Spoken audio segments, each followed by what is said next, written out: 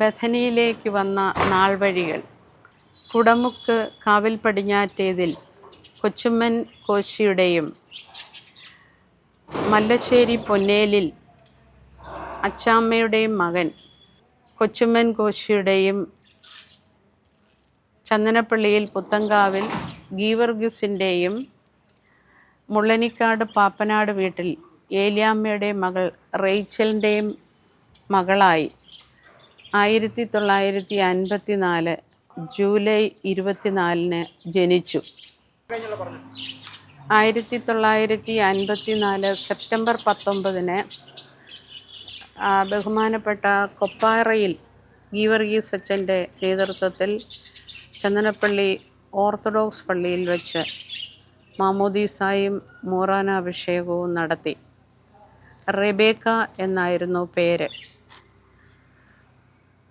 7 മക്കളുള്ള കുടുംബം. 4 ആൺമക്കളും 3 പെൺമക്കളും. ഒന്നാമത്തെ മകൻ ഒരു വൈദിക വൃത്തിയിലേക്ക് തന്നെ ജീവിതം തുടർന്നു. വൈദികനായ പേര് ഫാദർ സാമുവേൽ കാവിൽ എന്നാണ്. ഞാൻ 7ാമത്തെ ആളാണ്. എല്ലാ സഹോദരങ്ങളും നന്നായി പഠിക്കുകയും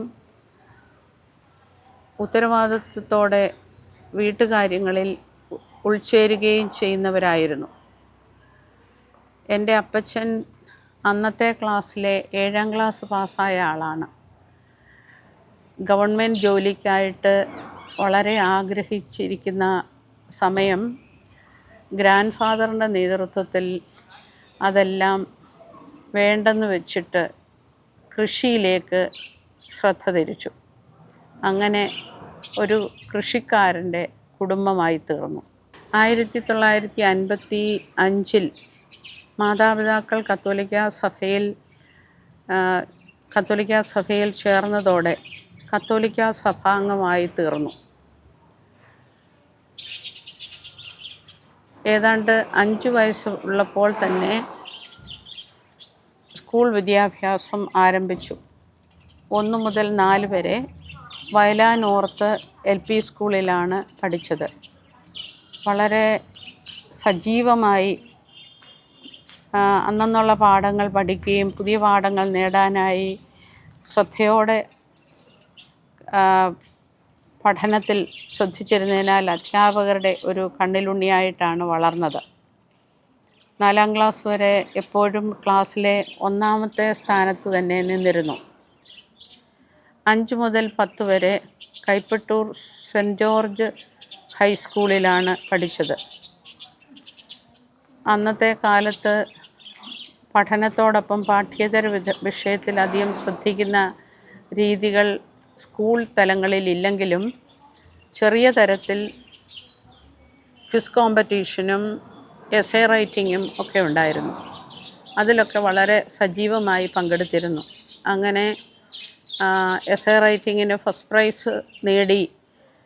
ആ വിവരം ഞാൻ പഠിച്ചിരുന്ന ക്ലാസ്സിൽ പറയുന്നതിന് മുൻപേ മറ്റു ക്ലാസ്സിൽ പറഞ്ഞപ്പോൾ കുട്ടികൾ വളരെ ആഹ്ലാദാരവത്തോടെ എന്നെ വന്ന് അഭിനന്ദിക്കുന്ന കാര്യമൊക്കെ ഇപ്പോഴും മനസ്സിൽ ഓർക്കുന്നു.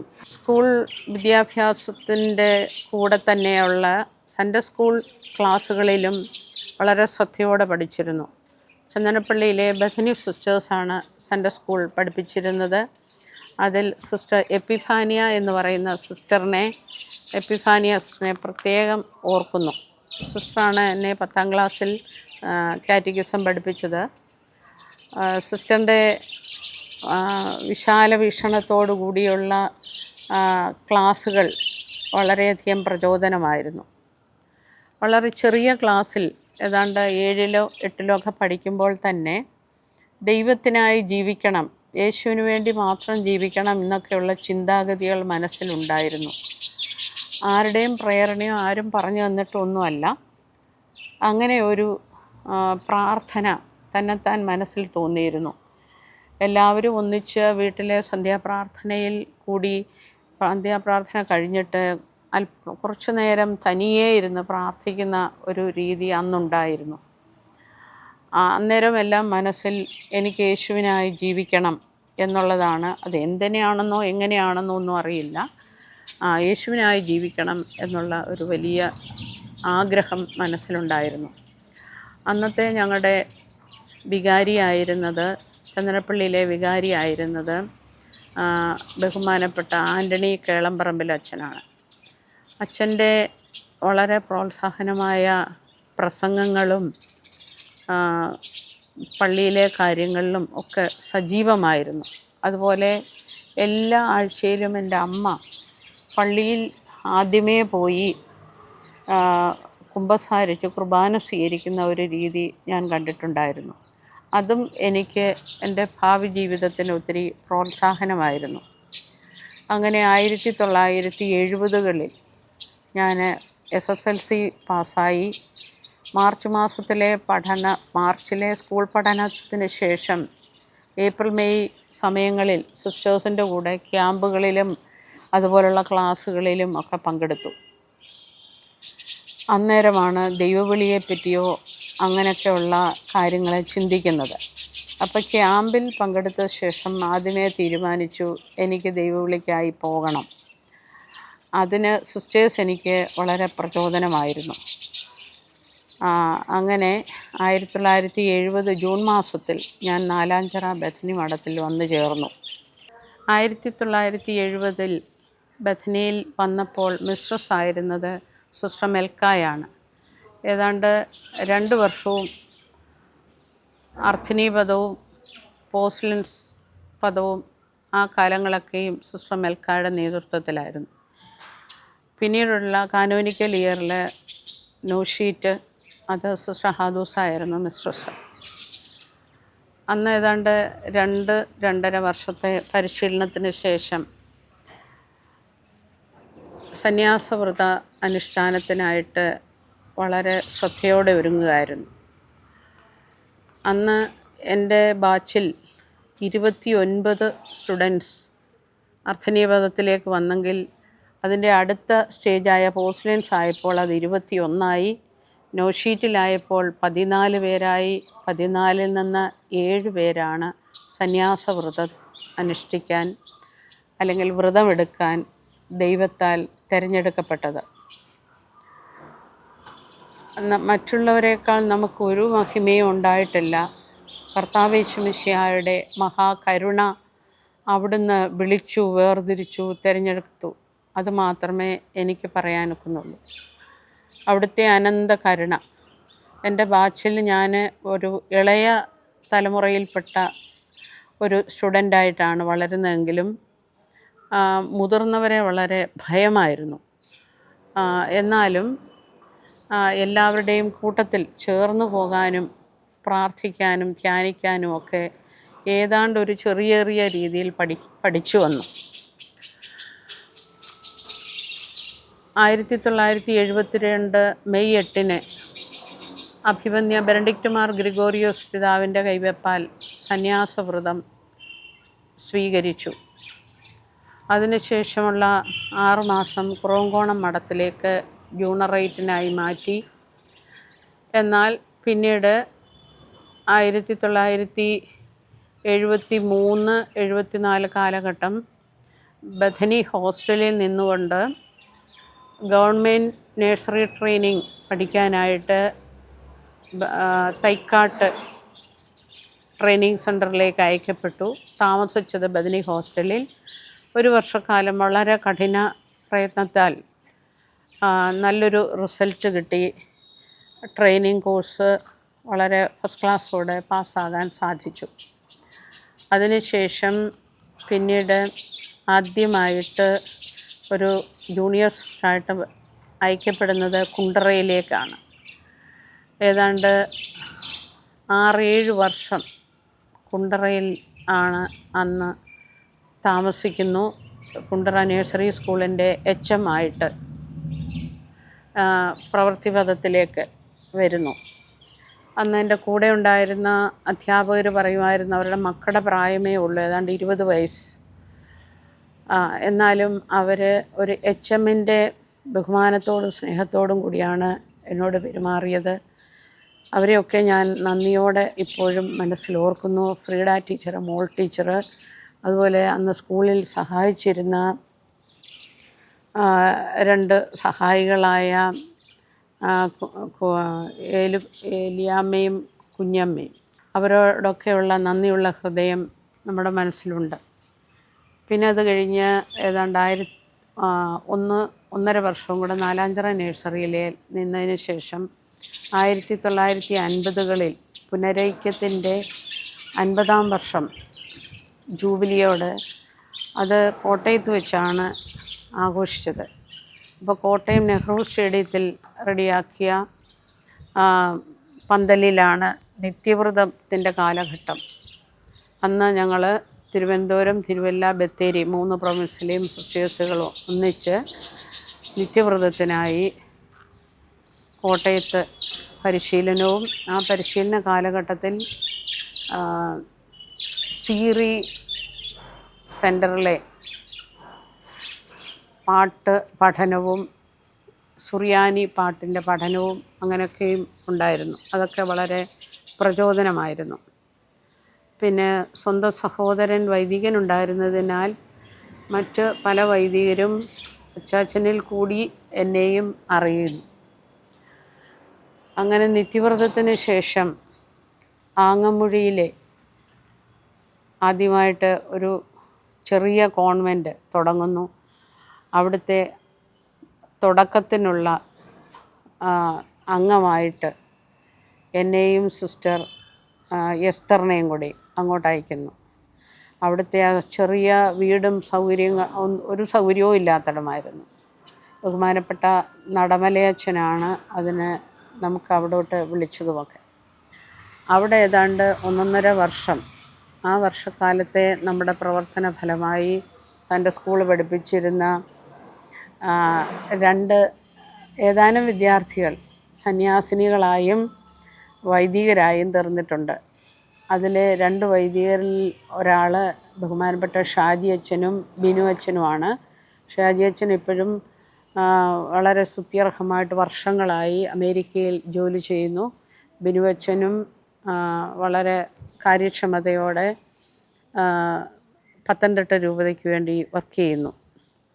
നഴ്സറിയിൽ ജോലി ചെയ്യുകയും അതോടൊപ്പം ഞായറാഴ്ചകളിൽ പള്ളികളിൽ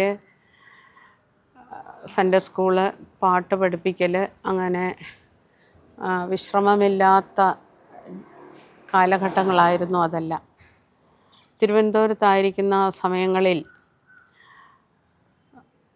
ഓൾ ഇന്ത്യ റേഡിയോയ്ക്ക് വേണ്ടി കത്തീഡ്രൽ കൊയറിൽ അംഗങ്ങളെ, അതിൽ ഞാനും ഉണ്ടായിരുന്നു. ഏതാണ്ട് ഇന്നത്തെ ഗാനമാലികയിലുള്ള മിക്കവാറും എല്ലാ പാട്ടുകളും ആദ്യം ഓൾ ഇന്ത്യ റേഡിയോയ്ക്ക് വേണ്ടി റെക്കോർഡ് ചെയ്യാൻ വേണ്ടി പോയിട്ടുണ്ട്. അന്ന് വളരെ പ്രോത്സാഹനമായിരുന്നത് തോമാച്ചായനെയും പിന്നെ അഭിവന്യ ഗ്രിഗോറിയസ് പിതാവായിരുന്നു ഇതിനെല്ലാം നമ്മളെ പ്രോത്സാഹിപ്പിച്ചിരുന്നത്. ഏതാണ്ട് 16 വർഷത്തോളം നഴ്സറിയിലെ HM ആയി ജോലി ചെയ്തുകൊണ്ടിരിക്കുമ്പോൾ ഇതിനിടയിലാണ് കോളേജ് വിദ്യാഭ്യാസം ഡിഗ്രിക്കായി പഠിച്ചത്. തന്നെയാണ്, പ്രൈവറ്റായിട്ടാണ് പഠിച്ചത്. അന്ന് +1 +2 എന്നല്ല, പ്രീ ഡിഗ്രി എന്നാണ് പറഞ്ഞിരുന്നത്. അപ്പോൾ പ്രീ ഡിഗ്രി പഠനവും ഡിഗ്രി പഠനവും ഒക്കെ സ്വന്തം അധ്വാനത്താൽ മറ്റ് ഏതാനും സിസ്റ്റേഴ്സിൻ്റെയും സഹകരണവും പ്രോത്സാഹനവും അതിലുണ്ട്. അങ്ങനെ 1978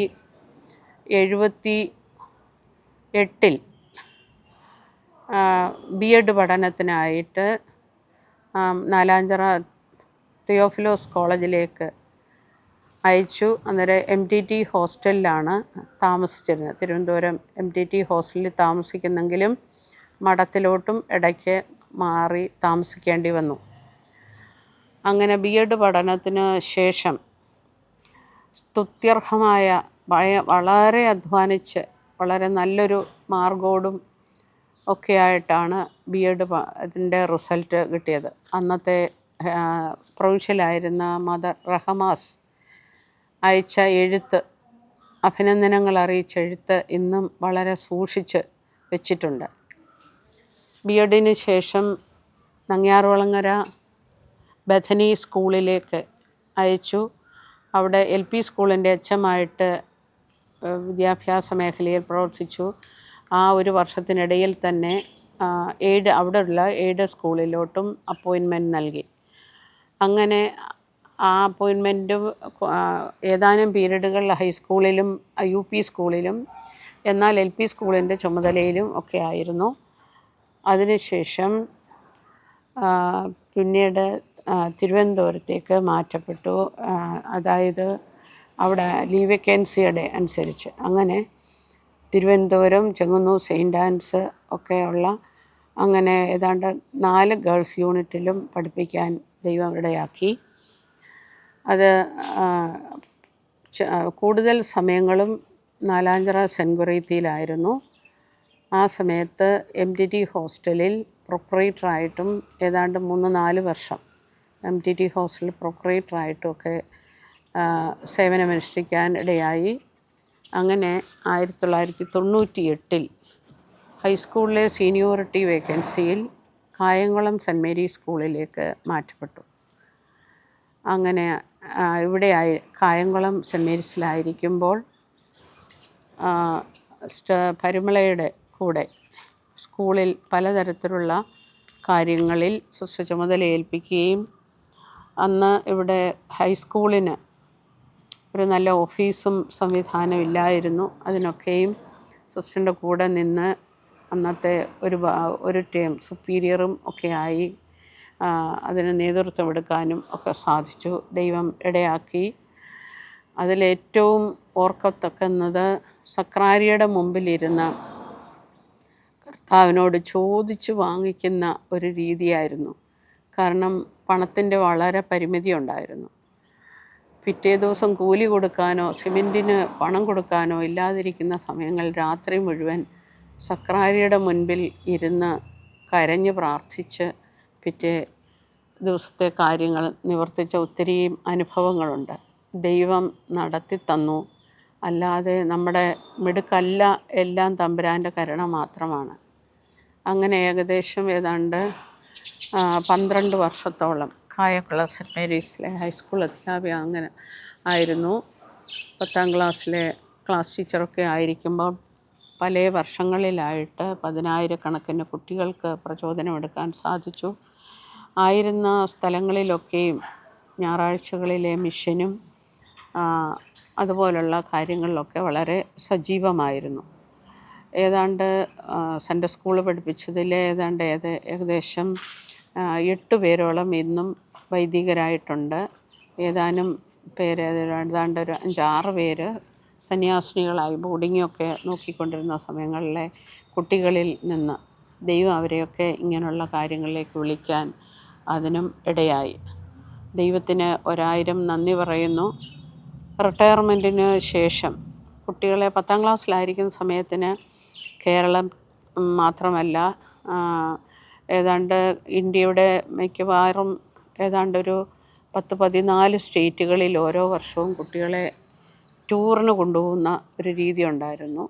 അങ്ങനെ അധ്യാപകരായി ഞങ്ങൾക്ക് പഠിക്കാനും കുട്ടികൾക്ക് പ്രചോദനമേകാനും ഒക്കെ സാധിച്ചിരുന്നു. അന്നത്തെ ഇന്ത്യയുടെ പ്രസിഡൻ്റായിരുന്ന ബഹുമാനപ്പെട്ട അബ്ദുൽ കലാം സാറിൻ്റെ ചെന്നൈയിലെ ആ വീട്ടിലും പാമ്പൻ പാലം കടന്ന് ബംഗാൾ ഉൾക്കടലിൽ കൂടെ നടന്നു നീങ്ങിയതും ഒക്കെ വളരെ ഓർമ്മിക്കത്തക്ക കാര്യങ്ങളാണ്. ഹൈസ്കൂളിൽ നിന്നും 2011 റിട്ടയർ ചെയ്തു. റിട്ടയർമെൻറ്റിന് ശേഷം തിരുവനന്തപുരത്ത് ആക്കിയെങ്കിലും പിന്നീട് വീണ്ടും അൺഎയ്ഡഡ് സ്കൂളുകൾ അങ്ങനെ Venmony, Kundara little flower school, Manjakkala saint Antony school, Punalur Bethany school, ഇവിടെയെല്ലാം സേവനമനുഷ്ഠിക്കാനും പ്രഥമ അധ്യാപികയായിട്ട് വേണ്ട കാര്യങ്ങൾ ചെയ്യാനുമൊക്കെ ദൈവം ഇടയാക്കി. വീണ്ടും 2022 മെയ് മാസത്തിൽ കായംകുളം സെൻറ്റ് മേരീസിൽ വന്നു. 16 സിസ്റ്റേഴ്സ് അവർ സുപ്പീരിയറായിട്ട് തിരഞ്ഞെടുത്തു. ഏതാണ്ട് 2 വർഷക്കാലം LPയിലെ HM ആയും മറ്റ് ഈ സ്ഥാപനങ്ങളുടെ എല്ലാം ലോക്കൽ മാനേജരായും ഒക്കെ ജോലി ചെയ്യാൻ ദൈവമിടയാക്കി. ഇതിനിടയിൽ കുരിശിലെ ജീവിതത്തിൻ്റെ അനുഭവങ്ങൾ പല പ്രകാരത്തിൽ അനുഭവിക്കാനും തെറ്റിദ്ധാരണകളും അങ്ങനെ തുടങ്ങിയ ഒത്തിരി കാര്യങ്ങൾ, മാനസികമായി തളർത്തുന്ന ചില അവസരങ്ങൾ. പക്ഷേ അവിടെ നിന്നെല്ലാം തമ്പുരാൻ കൈപിടിച്ചുയർത്തി എടുത്തു. ഇതിൻ്റെയൊക്കെ ഒത്തിരി വിശദീകരണങ്ങൾ പറയുന്നില്ലെങ്കിലും ദൈവത്തിൻ്റെ നടത്തിപ്പിൻ്റെ അനുഭവം വളരെയധികമുണ്ട്. ഇന്നും ദൈവത്തിൽ ആശ്രയിച്ചുകൊണ്ട് പരിശുദ്ധ അമ്മയിൽ ശരണം വെച്ചുകൊണ്ട് സന്യാസ ജീവിതം സന്തോഷമായി തുടരുന്നു. പ്രതിബന്ധങ്ങൾ ഏറെയുണ്ട്, എന്നാൽ അനുകൂലമായി യേശുവുണ്ട്. ഇങ്ങനെ ഇത്രയും കാലം ജീവിക്കാനിടയാക്കിയ ദൈവത്തിന് 1000 നന്ദി പറയുന്നു. കൂടെ വളർത്തിയ സഹോദരങ്ങൾ ധാരാളം പേരുണ്ട്. അവരെയെല്ലാം നന്ദിയോടെ ഓർക്കുന്നു. നമ്മൾക്ക് വേണ്ട ശുശ്രൂഷകൾ ചെയ്തു തന്ന ചേച്ചിമാരും മറ്റ് സ്റ്റാഫ് അംഗങ്ങളുണ്ട്. അവർക്കും എല്ലാവർക്കും ദൈവനാമത്തിൽ നന്ദി പറയുന്നു. സ്കൂൾ ജീവിതകാലത്ത്, അതായത് 5 തൊട്ട് 10 വരെ പഠിച്ചിരുന്ന കാലത്ത് ഉണ്ടായിരുന്ന കൂട്ടുകാരിൽ ഒരാളാണ് ഗീത എന്ന് പറയുന്ന ഒരു കുട്ടി. അത് അന്ന് സ്കൂളിൽ പഠിപ്പിച്ചിരുന്ന ദേവകിയമ്മ അന്തർജനം ടീച്ചറിൻ്റെ മകളാണ്. അന്ന് ആകെയുള്ള ഒരു കൂട്ടുകാരി അതേ ഉള്ളായിരുന്നു. അത് 7ാം ക്ലാസ്സിന് ശേഷം ഗീത വേറെ സ്കൂളിൽ പഠിക്കാൻ പോയി. ഞാൻ കേട്ടിട്ടുള്ളത് അമേരിക്കയിലെങ്ങാണ്ട് ഇന്ന് ജീവിച്ചിരിപ്പുണ്ടെന്ന്. ആ കൂട്ടുകാരിയെ കാണാൻ വലിയൊരാഗ്രഹം ഇന്നും ഉണ്ട്. പക്ഷേ അഡ്രസ്സോ ഫോൺ നമ്പറോ ഒന്നും അറിയില്ല. പലരോട് തിരക്കി നോക്കി, എന്നാലും കിട്ടിയിട്ടില്ല. അനേകായിരങ്ങൾ ശിഷ്യസമ്പത്തുണ്ട്. എനിക്ക് സിസ്റ്റർ അമൃത എന്ന പേര് വളരെ ഇഷ്ടപ്പെട്ടതാണ്. അപ്പോൾ എൻ്റെ പേര് ഞാൻ പല സ്ഥലങ്ങളിലായിരിക്കുമ്പോൾ ചില മാതാപിതാക്കൾ അവരുടെ മക്കൾക്ക് ഈ പേര് തന്നെ ഇട്ടിട്ടുണ്ട്.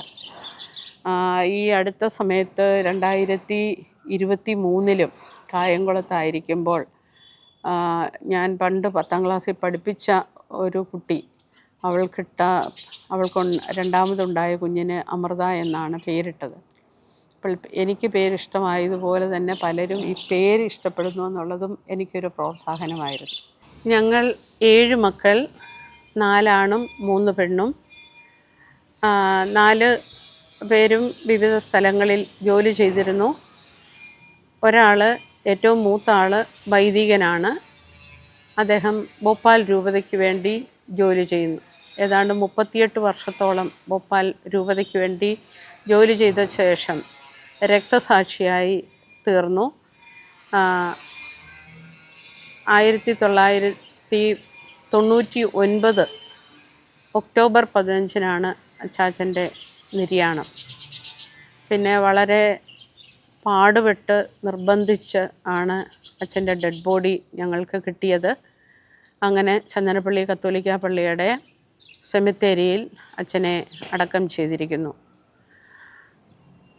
അച്ഛൻ്റെ വളരെ ശാന്തമായ ജീവിതം എൻ്റെ സന്യാസ ജീവിതത്തിന് ഒത്തിരി പ്രചോദനമായിരുന്നു. വളരെയധികം പല പൊസിഷനിൽ അച്ഛനായിരുന്നു. കോളേജ് പ്രൊഫസറായും കാർഡിനൽ ഗ്രേഷ്യസിലെ പ്രിൻസിപ്പലായും ജാൻസിയിലെ സ്കൂളിൻ്റെ ചുമതലകളിലും ഒക്കെ ആയിരിക്കും എന്ന സമയങ്ങളിലും വിവിധ ഭാഷകൾ ധ്യാനപ്രസംഗങ്ങൾ നടത്തിയും ഒക്കെ ആയിരുന്ന അച്ഛൻ്റെ വൈദിക വൃത്തി, അതായത് അദ്ദേഹം വൈദിക വൃത്തിക്ക് വേണ്ടി അല്ലെങ്കിൽ ഒരു വൈദികനാകാൻ അനുഭവിച്ച കഷ്ടപ്പാടുകളും ബുദ്ധിമുട്ടുകളും ഒക്കെ ഓർത്താൽ ദൈവം അദ്ദേഹത്തിന് ഇങ്ങനൊരു രക്തസാക്ഷി മകുടവും കൂടിയാണ് കൊടുത്തത്. അച്ചാച്ചൻ്റെ ജീവിതം എൻ്റെ സന്യാസ ജീവിതത്തിന് എനിക്ക് ഒത്തിരി പ്രചോദനമാണ്. മറ്റു സഹോദരങ്ങൾക്കും എല്ലാം അത് ഒത്തിരി പണമോ പ്രതാപത്തെക്കാട്ടിലും അച്ചാച്ചൻ്റെ ഡെഡിക്കേറ്റഡായ ജീവിതം നമുക്കെല്ലാം ഒത്തിരി പ്രചോദനമാണ്. ദൈവകരുണയാൽ മറ്റു സഹോദരങ്ങൾക്കെല്ലാം ദൈവിക അനുഗ്രഹം കുടുംബത്തിന് കിട്ടിയിട്ടുണ്ട്.